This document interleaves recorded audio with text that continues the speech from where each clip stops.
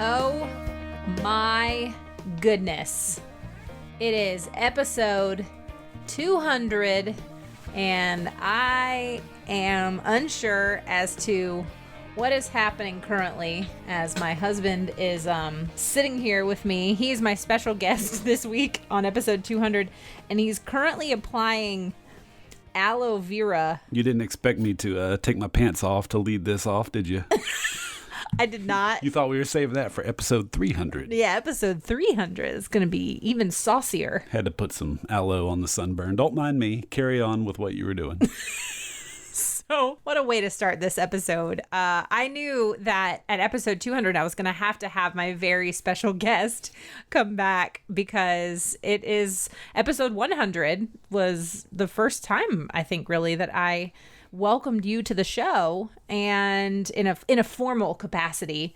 And the listeners just loved you so much that I knew I had to bring you back for episode 200. 2 years later, here I am. 200 episodes, everyone, of the Business with Purpose podcast. And I guess I should welcome us. I'm not doing like a normal intro like I normally do. And so you're listening to the Business with Purpose podcast, but you actually already know that because you downloaded it on your podcasting platform. I am your host, Molly Stillman, and my special guest this week is my husband, John. Got my pants back on. Everybody can relax.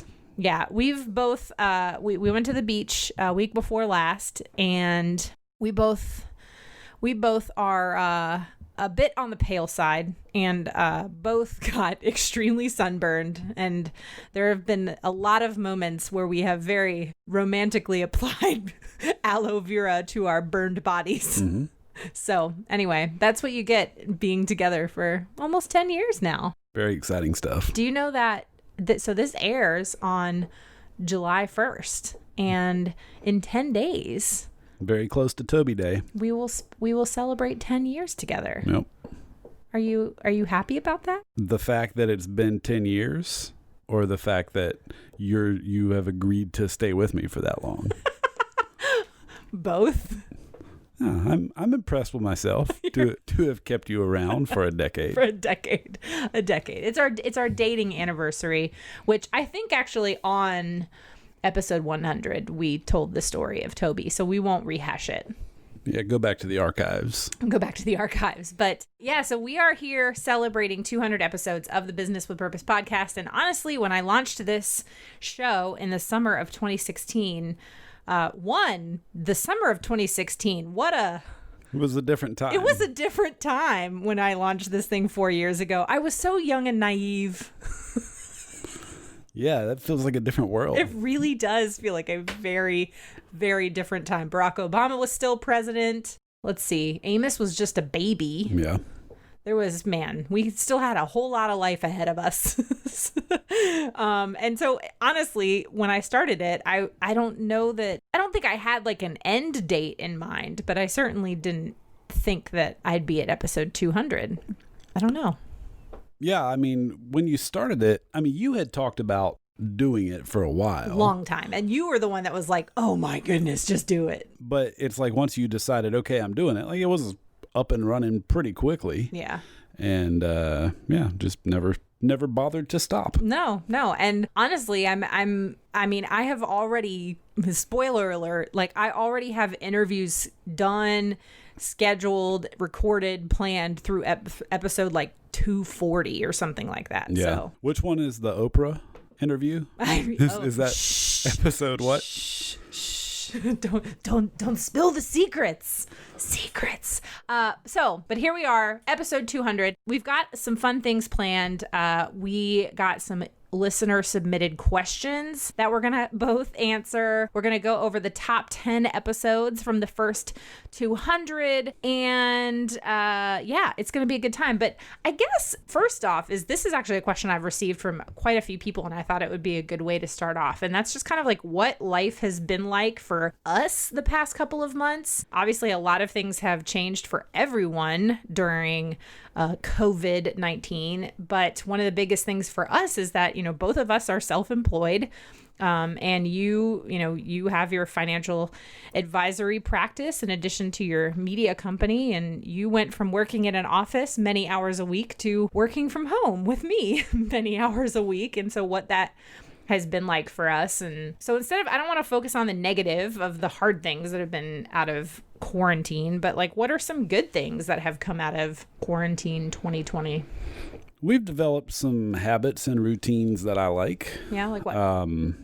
We do Chipotle for lunch every Monday now. Yes, I am a big fan of that. And yeah, we probably ate Chipotle once a week before, but it wasn't just understood that it was going to be the same day. It's just nice having that routine, routine.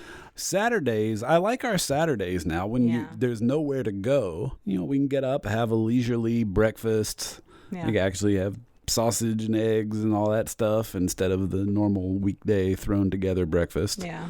And I get all these house projects done. I don't know what we were doing on Saturdays before, because it's not like we went out to art museums and wine tastings on Saturdays. Oh, you seem like someone who goes to art museums. So I don't know what was happening with our Saturdays before, but they feel much more laid back now. Yeah. I think I would agree that one of the earliest things we adopted was, and this has never been something that we have honestly been very good at, and that's taking like a real true Sabbath. Yep. And I think initially it kind of happened almost by accident, because it was more like for me with the kids, all of a sudden I'm now working from home and also homeschooling. And I wanted something, especially since we weren't going to be leaving, I wanted to be able to really differentiate between a weekday and the weekend. And so it was like implementing true rest on the weekends. And what was the thing you said? It was like Pastor Benji had said something about rest. Yeah, so if you think of when God gave the Israelites the concept of Sabbath, it was they rested from physical labor. They're not working in the fields and all that stuff. Well, if you think about what our work looks like now, most of us are not working with our hands like that. So what Benji had said was, if you work with your brain throughout the week, like Sabbath is with your hands, right? So you get out and you do stuff outdoors and you actually do physical work, which is it's a different kind. It's a break for your mind, which is what you want. And of course, if you do physical labor during the week, then you take a physical rest for your Sabbath. But yeah, it's been interesting too, just like on weeknights, because it used to be I'd be in the office all day and then I come home after the kids get in bed, then I've got my laptop out while we're watching a show or something. Yeah. And because it felt like I was working in a different place, right? But now if I've been working at home all day, I've been much less inclined to have my laptop out in the evening. In fact, I don't think I've had my laptop out downstairs while we're watching something since whatever we're calling this started. So that's been kind of nice. I've actually, ironically, kept my workday more confined to the actual workday. Yeah. Just because of being trapped at home. And that wasn't like a conscious decision. It just kind of happened. Yeah. Yeah. And I would say too, like, our work time, I feel, is much more efficient. Like, it's like, even though we get distracted by other things, like, I feel like when you're in here and you shut the door, like, you're putting your nose to the grind. And like, same thing, like when the kids are having quiet time and I know that that's my hour and a half to work, like I cannot like be distracted from that, because I know that I'm really limited in so I'm less likely to like just randomly be scrolling the internet and waste time. Yeah. Well, and for me, it's nice. I don't have people constantly walking to my office, asking me things, phone ringing off the hook, all that kind of stuff. Like those distractions going away have made the workday more, it's easier to focus. Yeah. Even though we still have kids running in and out of the office who are like, Daddy, can you come do this? Daddy, there's a bee in my room, or something like that. Yep. All of those things have happened. Yeah, I think the other thing too is I really love having you home every day to eat lunch together. Gosh, when I went back to the office for half a day, I'd be in and out of the office even during the most locked down parts of quarantine. I was still in the office, 8 or 10 hours a week. Yeah. But then I guess at the beginning of June, I decided to get back to being in there like half a day, Monday through Thursday. And you would have thought I was leaving you to go to Saskatchewan for a couple months.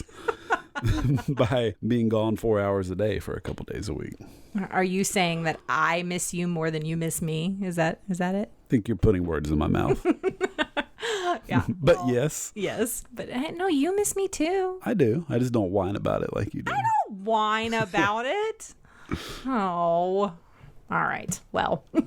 But yeah, I mean, and I think the biggest adjustment for me has been recording podcasts at home, because I mean, I was recording podcasts always in the recording studio. So I've had to really like figure out how to get that to work as well at home. And that's been nice, but it's also been challenging to some extent. But I don't know. It's been a transition in a lot of ways. All right. So we have gotten some user submitted questions. So we're going to just dive into the question and answer portion.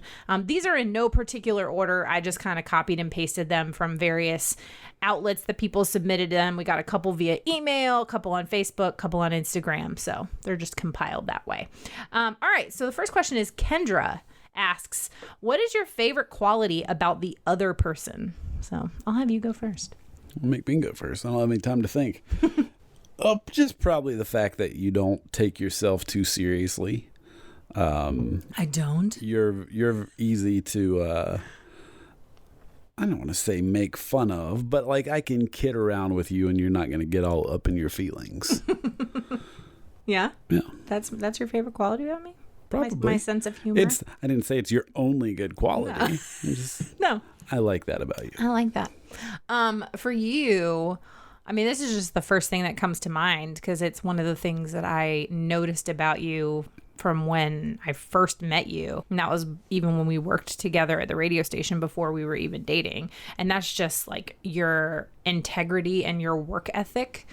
Like it was very clear to me that was something that was really important to you, was having high integrity and just how hard you work. And you're not somebody who messes around. And I mean, I think that's part of why you're such a good financial advisor is just, I mean, you're not somebody who's going to like swindle your clients. You're not somebody who's going to, as far as you know, but you're not somebody who's going to like put together, try to sell a client something just for the sake of selling them. Like you're going to give them the best, plan and advice, even if it loses you money, which I just think is really, it's a rare quality these days. So ironically, I think work ethic was one of the first things I noticed about you. It might be the first like positive impression I had about you. It was just because when you first started at the radio station, you were part-time. Yeah. And I remember campaigning for them to bring you on full-time. And it's not because I was trying to get with you. I think you had a boyfriend at the time. But I really liked the work that you'd done as a part-timer. And this is funny to think in retrospect how hard I was campaigning for you to get hired. And it was like long before the consideration of us ever being a thing. Oh, well, thanks, babe. I appreciate that. Okay, question number 2. Melissa asks, John, you have edited nearly all of Molly's podcast episodes. Which one or which ones have stood out to you? Do you have any particularly favorite interviews? That's hard to say. So many of them run together. Well, I think if maybe one stands out, that's probably a good sign for you. Yeah. But that's the thing. Like there are so many of them. I can't even differentiate one from the other. The dude who grew up in a dumpster was awesome. Yeah. Antonio T. Smith Jr. Antonio Smith. Yeah. He was awesome. He was good. That one stands out. And then like anytime you have somebody semi-famous, that's kind of cool. It's not necessarily that they're the best interviews necessarily. Sometimes they are. But it's cool anytime you have a big name on. Yeah. Yeah. I've got some other big names coming on this summer, which I won't tell, but not Oprah. That was a joke. Not Oprah. No, yeah, Oprah's a joke, but no, August is going to be pretty awesome. I'm not going to tease it at all. I'm not going to tease it at all. All right. But I will give a hint on one of them is if you're a fan of the Enneagram, you will enjoy one of those episodes. So I'm just going to throw that out there. But yeah, we've got some good ones coming up. Question number 3. And this one is to me, and this was from the Lemonade Boutique. And she said, how do you build your business as a woman without losing your marriage? And actually, I think you can probably speak to some of this too, because, I started my blog in 2007, and I remember my roommate in college was like, what's a weblog? Like, back before it was ever a thing, but it was not ever something that I ever wanted to do full time. But when we got married, that was really the beginning. Like 2012 was when I really started to realize like, oh, I have a growing audience. Like, I think this is something that I could eventually do as a business. And it was a point of contention in our first year of marriage because I was working so hard on it that you got frustrated with me at times. Yeah. Well, at the time, I saw it more as a hobby. Yeah. I didn't see the path to monetizing it. Yeah. I was like, why are you doing this all the time? Yeah. I've been walking around with my shirt off for like 45 minutes. Why are you not throwing your clothes off right now? You're working on your stupid blog. But you figured it out. Yeah. I mean, and then once once you realize that, oh, this is something that can turn into something that makes money, I think you got a little bit more on board. And then obviously when I added the podcast, and then you've always been super supportive. I think it was really just a matter of communicating. But then I would say for us, a turning point year was 2015, when that was shortly after I had quit my day job. And so I had just the blog as my income, and then you left your previous job to start your own financial firm. And so that was a year where the two of us together were now self-employed. And so I think that was a big transition because we went from, comfortable salaries and health insurance to, we have a kid and another one on the way, and figure it out. We got to figure this out. And so 2015, 2016 was hard. I mean, that was just a hard time. Like, we were barely breaking even. Well, actually, 2014 was the worst year. Yeah. Because that's when we moved in this house, and our old house didn't sell. And so we had 2 mortgages for 8 months. Yeah, 7, 8 months. And all that equity trapped in the other house. Like, I was planning on, all right, I'll scrape together all this cash to make the down payment on this house. We'll sell the other house, and then I'll get my cash back. Well, that took 8 or 9 months. Yeah. And in the meantime, you got 2 mortgages. So that was the roughest year financially. Yeah. And then we had our oven stolen. But that's another story for another day. Our oven in our old house that was still on the market, somebody broke in and stole it. Apparently that's the thing that you do, is steal appliances. I don't know if it's a thing that you do. I think it's the thing that James Ray did. Yeah, James Ray. We know who did it. Yeah. The cops know who did it, and we still can't do anything about it. Very frustrating. Yeah, I'm glad that you've gotten over that. All these years later, is James Ray is the one who stole our oven. And then we had to buy a new one. And this is when we had 2 mortgages. Anyway. You think he's listened to this from his trailer? Okay. No, he's not.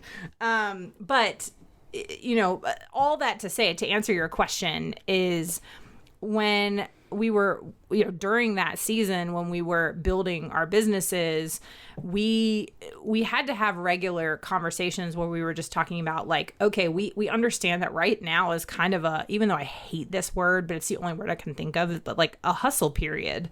This is a period where we are having to work really hard, and we're gonna have to make sacrifices to make ends meet. And entrepreneurship, like, if you're building a business, there's gonna be a period where you have to work hard. But I think the biggest thing that we did very early on was we set aside time for date nights. And at the beginning of the week, we would always, no matter what, we would kind of set aside, okay, this week I'm gonna have to work at night a couple nights a week. So like maybe Monday and Wednesday nights we're both just agreeing that we are gonna work. But then Tuesday and Thursday night, we're gonna cut it off at a certain time. Well, I think the communication there was the biggest thing, because when you're talking about early on when we were first married, and I was frustrated with you spending so much time in the evenings on blog stuff, I think we were just out of sync. Yeah. Like, I'd been working all day. I was ready to come home and watch 24 or whatever. And you were doing blog stuff. Well, and now we figured out like how to communicate about it better. So we'll just set aside an evening and say, well, yeah, we're both going to work, and maybe we'll do it together in the office, and we'll at least be around each other. Yeah. But it's just understood that that'll be a work night. So yeah, we're just better at talking it out. Yeah. So I would say that's the biggest thing, is just communication. And really in any situation you find yourself in when it comes to your marriage, is just there is no chance that you're going to over communicate. It's really because I think it was in actually the episode that I did a few weeks ago with Dr. Randy Schroeder, and we talked about he's the guy who wrote Simple Habits for Marital Happiness, and he's a marriage and family counselor, and he just talked about how and I think he worded it so eloquently about our spouses can't read our minds. And so often I think we just assume that, oh, well, we've been with this person for 10 years. And yes, while there might be opportunities or times where we know what the other person is thinking, in general, we can't read each other's minds. And so communicating your needs, communicating things that are on your plate, and then just making sure that you're setting aside time to date each other. And that's just so important. So, and even during quarantine, we haven't been able to go out on a date, but we're still having our weekly date nights. That's another thing that we implemented during quarantine is every Saturday night is our weekly at-home date night. And that's something we really look forward to. And so that's a way that we can kind of reconnect and focus on us, and we don't talk about work or the kids or anything like that. Yeah, well, that's another thing I didn't mention earlier in the routine. But now, it's just understood that every Saturday night is going to be our date night. Yep. It just is. Yep. We don't have to plan it out at the beginning of the week. Hey, should we do a date night this Saturday? No, it's just understood. Just like Chipotle at lunch on Monday. Yeah. So. Yeah. Yeah. Oh, I think that's good. Okay, so we're going to take a break from questions. And I just thought it'd be fun to recap the top 10 episodes of the first 200. Now, the top 10, I'm going based strictly on downloads. So these are the most popular episodes, the downloads of the first 200. And then I've got some honorable mentions that weren't in the top 10 download wise, but are some of my personal favorites. So we'll count down from 10. Yeah, you have to do it that way. So top 10, number 10 is episode 129, who was Chris Solt from the Fair Trade Federation. That was a really popular one. Makes sense that he would be in the top 10. He would be in the top. Big network of people to send that out to. Yes. Number 9 was episode 149, which was Llenay Ferretti from 10,000 Villages. She was another a woman who I keynoted with at the Fair Trade Federation conference. Yep. Really smart woman, just has been in the fashion industry forever.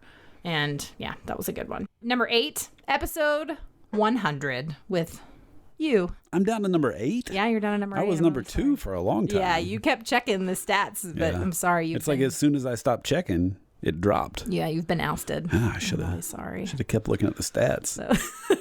Number 7 is episode 110, and that's actually my first solo episode, and that is how to know if a brand is ethical or not, and how I decide if I'm going to shop with them. That's a good one that I've shared as a reference point for a lot of people, so that kind of makes sense why that would be in the top 10. Number 6 is episode 139, and this was a really interesting one. I think it's Mark Choyt. I think that's how you say it. But is that the chocolate guy? No, from Reflective Jewelry. That's the jewelry guy. The jewelry guy. And that was actually one of those ones that I, to be honest, I didn't know that much about him other than just he had a really long history of working in kind of the ethical jewelry industry, but he's the most knowledgeable person I have ever spoken to when it comes to the diamond industry and ethics in the gold industry. And y'all could have talked for 10 hours. Fascinating. It's funny because when you're asking me to pick out what are some of the more memorable ones, nothing stands out, but yet when you go through and name people individually, I remember each of these episodes. Yeah. But I actually reference that one a lot too, because there was a whole conversation we had in there about the difference between fair trade as one word and fair trade as 2 words. So fair trade as a set of values versus a certification. And then he went into the whole thing about the blood diamonds and conflict-free diamonds. It was just a really fascinating conversation because he's just so knowledgeable. Anybody who's like that, who's just a expert in their field, I love talking to. Yeah. Okay, number 5. This one should also be no surprise, but episode 136, which was actually the conference recap episode from the Fair Trade Federation conference. That was a really comprehensive kind of just summary of everything. I had lots of different interviews with different companies that were there, some highlights from keynotes, and that was a really popular episode. Yeah. Number 4 is episode 130, and that was a solo episode, and that was the one that I did right at the peak of all the Marie-Kondo stuff. So Marie Kondo's special on Netflix came out, and it was called So You Just Marie-Kondo'd Your Life. What do you do with all that stuff? That was a very, very popular episode. I remember that one too. I should mention, by the way, I don't edit the show anymore. Oh, no, you don't. I have actually graduated. You from have that. graduated. Now you just listen to it. Yeah. Great. Right? Grace handles the editing now. You just listen to it. I do listen to pretty much all of them. Just kidding. Yes, no, he has graduated. We took some things off of his plate. And so Grace is my awesome editor now. I wondered, because you used to like mention me at the end of every show, and then you just changed it to this is produced by Third Wheel Media. And so I wondered if people are going to be like, are they getting divorced? What happened? There's no scandal, guys. Yeah. No, John just had too much on his plate. We needed to take some things off of it. And Grace is also like thebomb.com. Can I still say that in 2020? Definitely not. No. I can't say thebomb.com? Died several years ago. Okay. Well, Grace, you're awesome. Okay. Number 3 is episode 137, Rebecca Smith from Better Life Bags. Her book just came out in May. I actually got to endorse her book, which was awesome. It was the first time I've ever been asked to endorse a book like that. It's interesting that a lot of your top downloaded episodes are more recent. I guess that's just because the audience is continually growing, right? So it would make sense. Yeah, that was a really good one. And then also the funny thing is like of the top 10 episodes, 1, 2, 3, 4, 5, 6 episodes, 6 of the top 10 are within like a 7 episode span. So I had a hot streak there for a while. Okay, number 2 is episode 135, Kat Eckles, the CEO of Clean Juice. That was a good one. That was a really good one. Really popular episode. And also, Clean Juice has blown up in the last couple of years, even since I interviewed her. So that kind of makes sense that would be a popular one. And coming in at number 1, now, this one actually kind of busts your myth because this is an older one. Well, he's been number 1 for a long time. Long time. Episode 71, Devan and Morgan Kline, the founders of Burn Boot Camp. Yeah, for the longest time, I was number 2 and he was number 1, and I just could not catch him. No. I mean, he was like cooking the books somehow. Yeah. I mean, it is.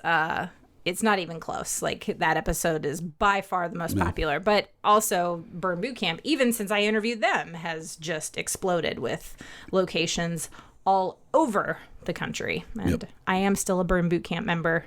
We've been doing Zoom workouts. We just did the kickboxing with Devan this morning. Yeah, kickboxing, the Burn knockout. Yep. So anyway, so that's the top 10 episodes. But I wanted to include some honorable mentions. Some of these are a little newer-ish, so they haven't maybe had as much time to catch up, but these are just some of my all-time favorite episodes in no particular order. But first would be episode 165 with Santiago Jimmy Mellado, CEO of Compassion. Oh, yeah. Oh, man.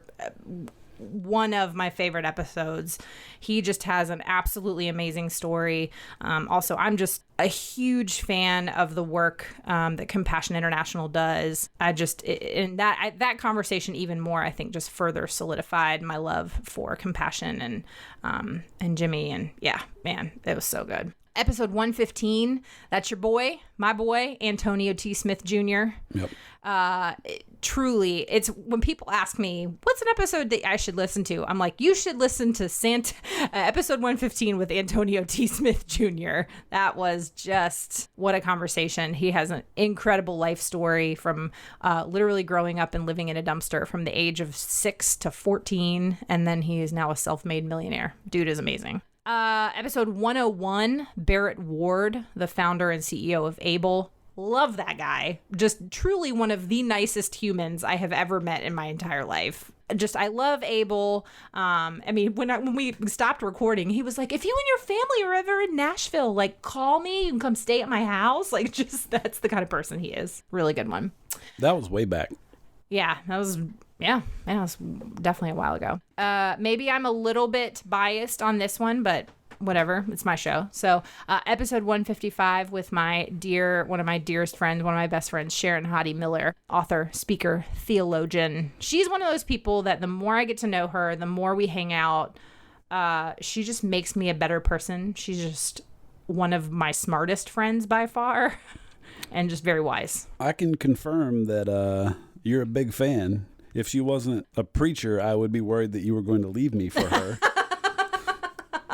No, she's amazing. Episode 124, Leon Lee, the founder of Flying Cloud Productions and producer of Letter from Masanjia. Yep, that was great. That was a really good one. And then last but certainly not least, episode 153 with Kev on Stage. I should have named that one as one that stood out. Yeah. We actually, one of your Christmas presents this year, as you already know this, but I'm telling the listeners, is I got tickets. I understand how podcasts work. Yeah. Yes.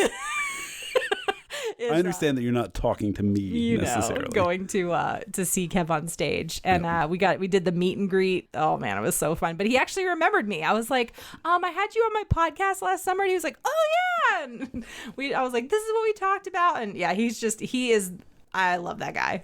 He has been something else on Twitter for the last few weeks. Yeah, he's fantastic. He is fantastic. I mean, he's always been something else on Twitter, but especially the last few weeks. So if you follow... Trapped at home, making all that content. Oh, man, so much content. Yeah, if you follow Kev on Stage, then you know. If you don't, then you should follow Kev on Stage because he's one of the funniest humans. I mean...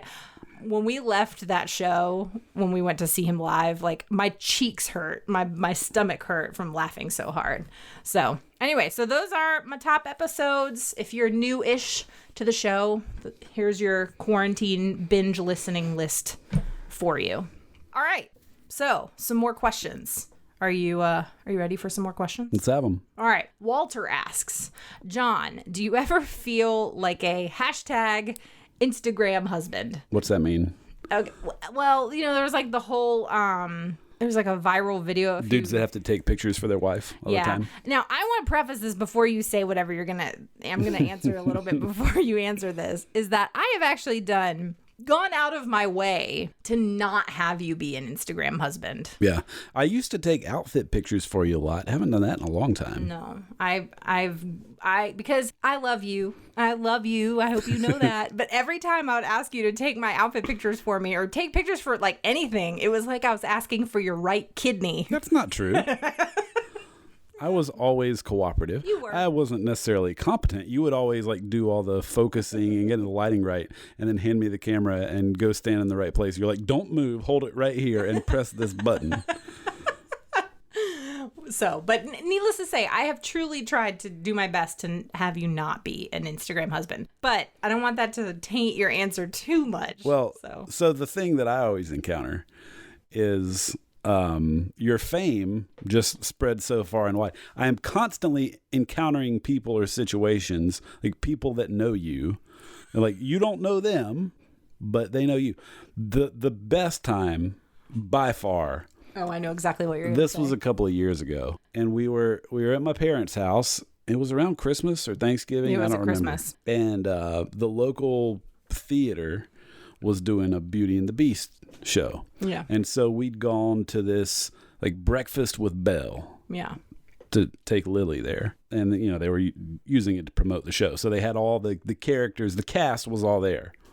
And they're all in character. And there was it Miss Potts or who was it? It was the wardrobe, the singing wardrobe, who comes around and she's in character, never breaking character, going around meeting all the people at all the different tables. Like, ooh, like yeah, the character. Yeah. And then she gets to our table and is like, "Are you Molly?" And I was like, "You've got to be kidding me. Like, this is not in our town. No. It's not local, but somehow the singing wardrobe knew you." So that was the most ridiculous. But you've gotten messages all the time over the years where it's like, "I just saw you in Chick-fil-A, but I was too scared to say anything." It's like, what is wrong with you people? No. But this was the most recent. So just a couple nights ago, I was at Lowe's, and as I was pulling out, there was a couple loading some stuff in their SUV that clearly was not going to fit. They'd bought cabinets that were in these big boxes, and they was not even close to fitting in their SUV. So I had my truck, of course, and so I was asking if they needed some help, and they're like, "Yeah, it's not going to fit." I said, "Well, where are you taking it?" And the girl immediately looked kind of sheepish and said, "We live pretty close to you, actually. You're Molly's husband, right?" I was like, "Oh my gosh." So how do you know who I am and where I live? And I have no idea who you are. So that was funny. But yeah, then I drove some cabinets to their house. So worked out. Well, but the funny thing is that so then she like, because we haven't met in person. And Lauren, if you're listening to this, it was just such a great story. But yeah, we haven't met in person, and we've just kind of connected. You know, she's messaged me on Instagram, and so she messaged me on Instagram was like, "You're not gonna believe this, but your husband is currently driving some cabinets home for us in the back of his pickup truck." And I was like, "Oh, I can't wait to hear about this when he gets home." So yeah, the wardrobe is definitely the weirdest. And just to be clear, like I'm not famous, but it is fun when I get to meet listeners or people that have read my blog over the years in person out in the community. They're out there.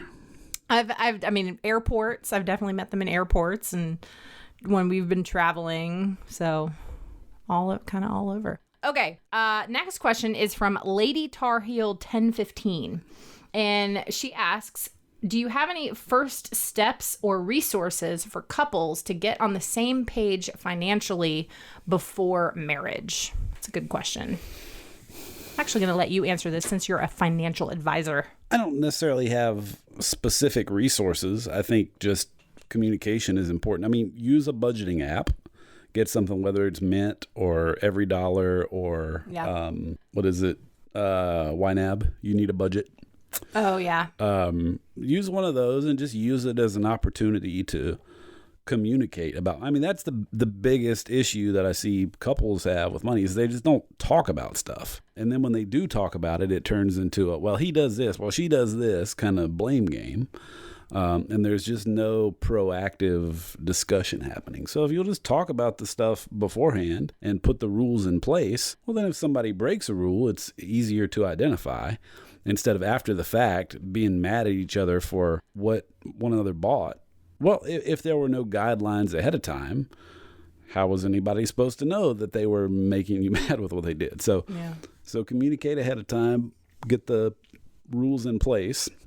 And it sounds, people don't like the sound of budget or rules because it sounds confining or restrict. Maybe a plan is just a better way to think of it. Don't think of it as a budget. Think of it as your monthly spending plan. And if the extent of your communication is just talk about it at the beginning of the month, how did we do last month and what do we have coming up this month? I mean, once a month, I say, I'm budgeting for the beach. Anything else coming up this month I need to put in the budget? Like that's the extent of our communication about it.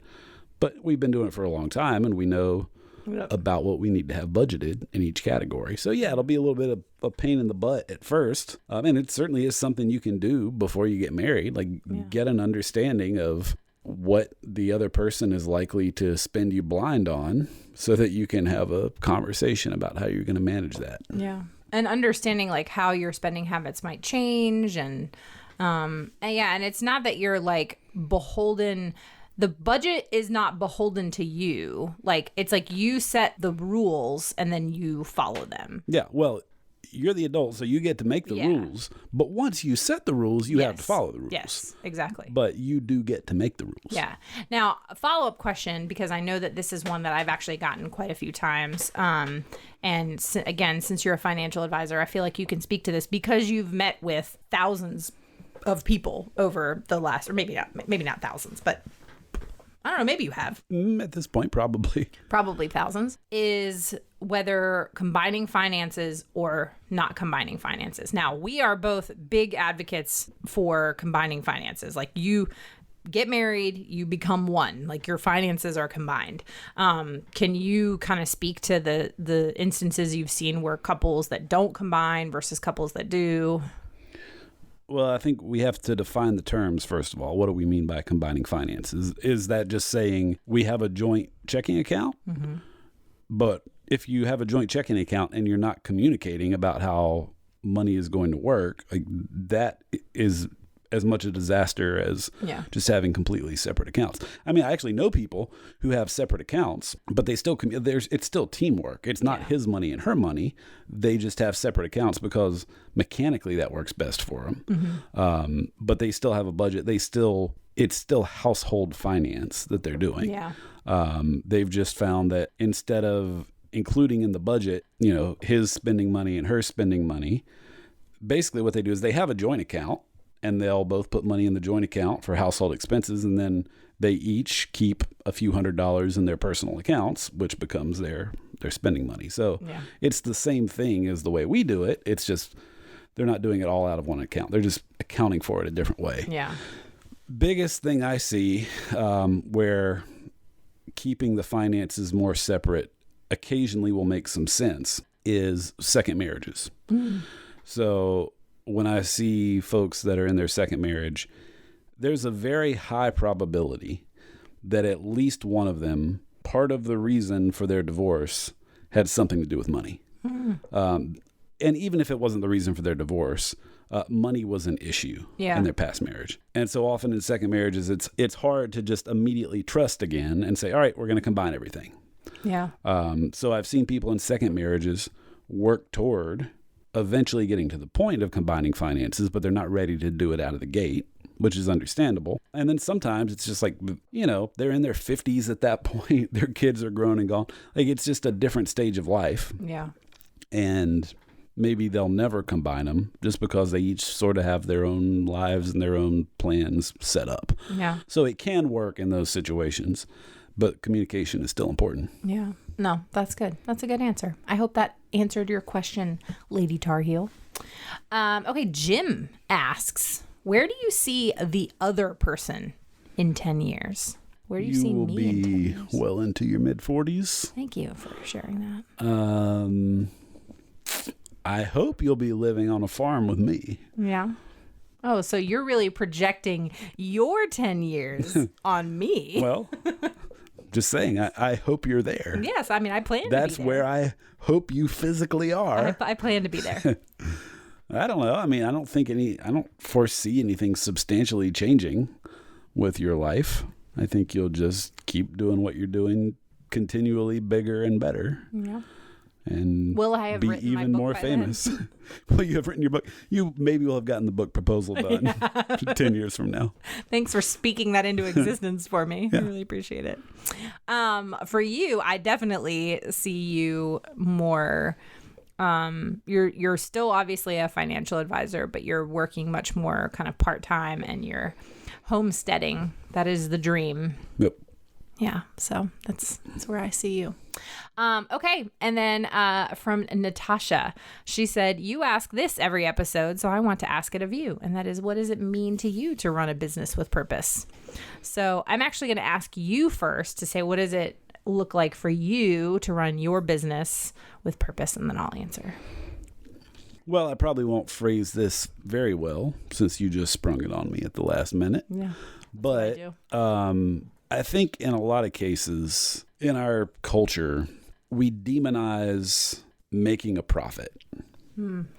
And I think it's important to understand that that's not evil. It's what you do with the profit that you make. Yeah. And so, obviously you interview a lot of people that the essence of their business is like their life mission, essentially. But I think there are a lot of people out there where it's important to understand it doesn't matter what their business is. It doesn't matter what they're selling or what they're doing. The way they live their life, they're running a business and they're running it well. And if they stopped that business, they could start another business in a completely different field and run it efficiently and run it well. They could make money doing a number of things. Yeah. But the point is, in their personal life, they're generous with their money. Like, I know a lot of financial advisors that are some of the most generous people I've ever met. Yeah. I know many that are not. But some of the guys I know give away unbelievable amounts of money. So I think a lot of times it's easy to get hung up on, what am I doing? And yeah, I mean, you want to be doing good with your actual career. But to me, at the end of the day, the biggest purpose is make a profit so that you can employ people, you can employ more people, you can be generous with the money that you've made. Yeah. And build a stable household and impact your community. It doesn't have to be necessarily your job itself having the purpose. Yeah. It's what you do with the money you make. Yes, that articulates so perfectly, which I knew you would answer that question well. But yeah, that articulates so perfectly. Like, honestly, like, one of the things that I have really tried to do with this show is, yes, there are a lot of people that are, using their business like as that it's their life's mission, but also just to show kind of everyday people who have just done a lot of really great things with who they are. I mean, I think of like people like Dave Sanderson, like the guy who was the last passenger off of the plane that landed on the Hudson, that crashed and landed on the Hudson. Like that's a guy who just was working like a corporate America type job, but took a really terrifying, life-altering situation and has now used it to impact and help people in a lot of ways. Or I think of somebody like Jeremy Cowart, who was somebody I had on the show last summer, and to watch how he has been incredibly generous with his time and talents in ways that make him no money. One of the really powerful things I've seen him do out of coronavirus is, you know, as a photographer, as somebody who makes his living taking pictures of other people, is he has donated, I mean, hundreds, if not thousands of hours of his time taking pictures of first responders and kind of telling their story. And even more impactful in the last few weeks is in Nashville, he basically, like, I don't know exactly how he came across them, but like he invited people who were protesting during the Black Lives Matter protests, and he was bringing them in and just having them take these really powerful images and like superimposing their own words and experiences on them, and like as a way to just kind of visually share people's stories. And he's done none of this for money, like, and he's just donated so much time. But then he talked about, when he was on the show, like the images that he took after the wildfires in Gatlinburg and the earthquake in Haiti, and like that's somebody who's incredibly generous with his time and money. And so I think that's a really good. But there are a lot of people who are in a position to do things like that. Yeah.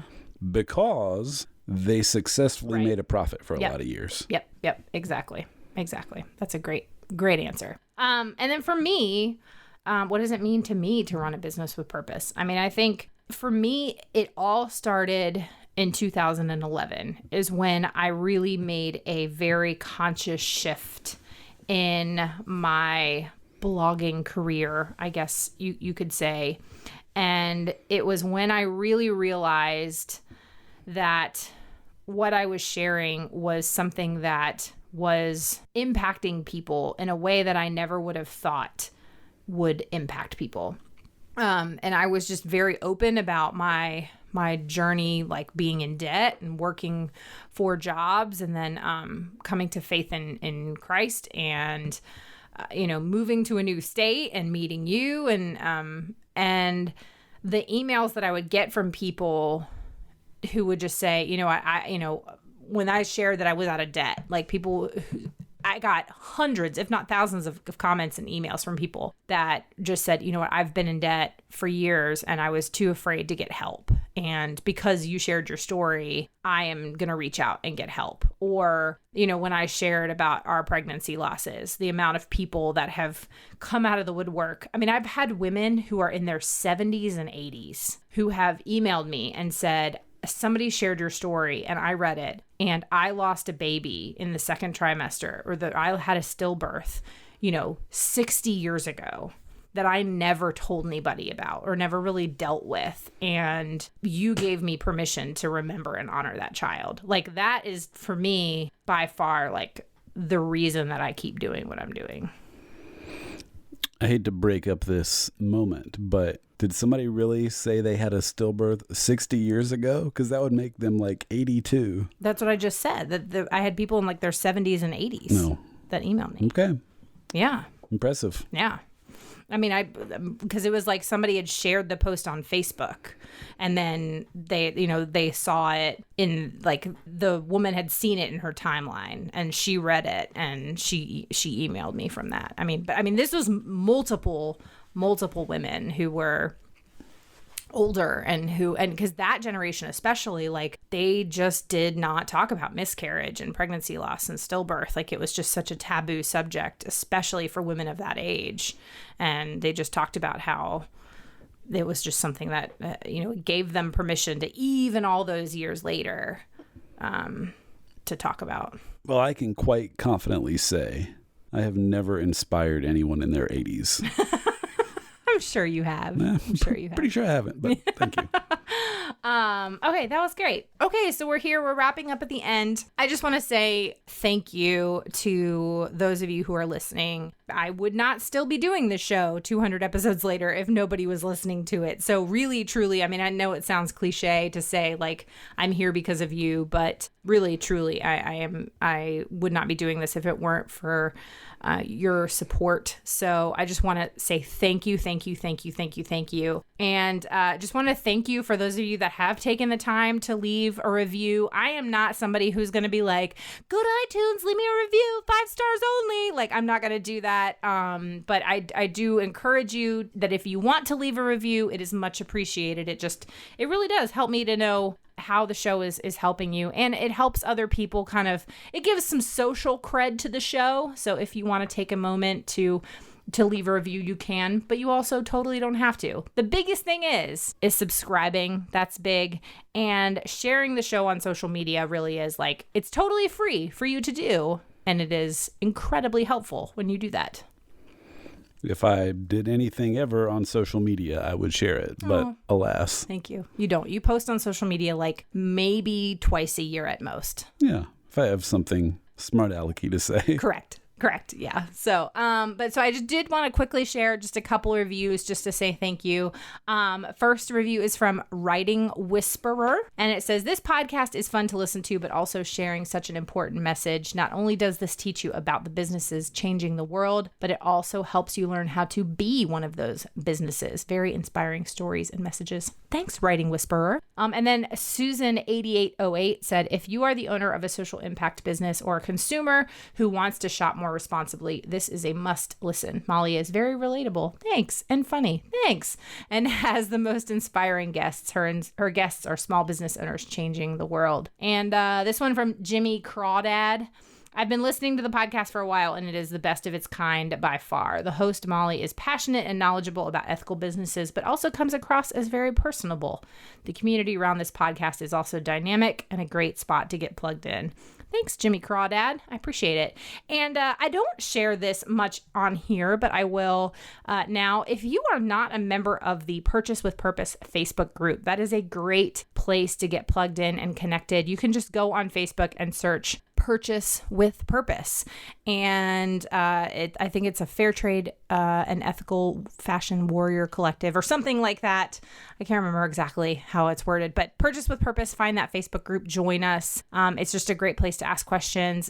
We're at over 1,200, 1,300 members or something like that. So it's a really fun, encouraging, active community. And I will say, I'm a member of a lot of Facebook groups. And there are a lot of Facebook groups that have a lot of really mean people in them. And this is one of those Facebook groups that it doesn't go off the rails. The people in it really are super genuine and kind and want to help each other be better. So you should definitely check it out. All right, John, thanks for coming on the show for episode 200. Pleasure. See you in another 2 years. I love you. Love you. You look hot, by the way. Thanks.